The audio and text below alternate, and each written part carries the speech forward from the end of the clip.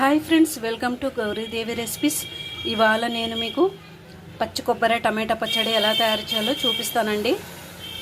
చపాతీలోకి, పుల్కాలోకి, వేడి వేడి అన్నంలోకి నెయ్యి వేసుకొని ఈ పచ్చడి తింటే చాలా చాలా బాగుంటుందండి. మీరు కూడా ఒకసారి తప్పకుండా ట్రై చేయండి.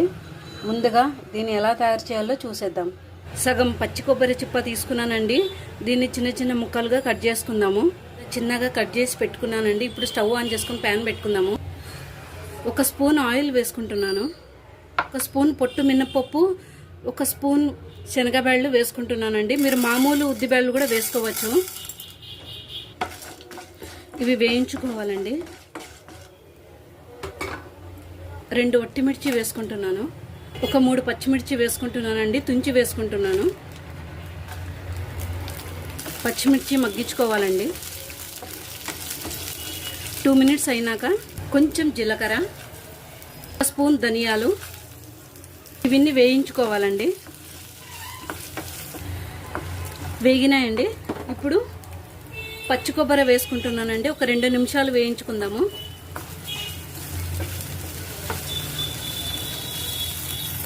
పచ్చి కొబ్బరి వేగిందండి. ఇప్పుడు ఒక ప్లేట్లోకి తీసేసుకుందాము.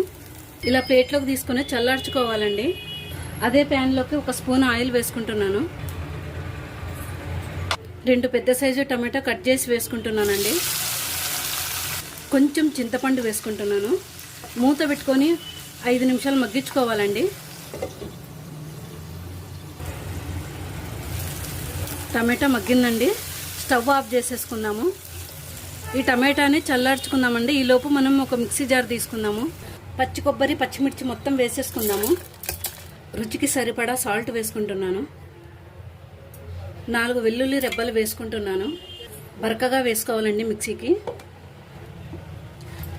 ఇలా వేసుకున్నాక ఇప్పుడు ఈ మగ్గిచ్చిన టమాటా కూడా వేసేసుకుందాము. చూడండి, ఇలా వేసుకుందాము. ఇప్పుడు ఈ పచ్చడికి తాలింపు పెట్టుకుందాము. అదే ప్యాన్లోకి 1 స్పూన్ ఆయిల్ వేసుకుంటున్నాను. 1 స్పూన్ ఆవాలు, జీలకర్ర, కొంచెం కరివేపాకు, పచ్చిమిర్చి తుంచి వేసుకుంటున్నానండి.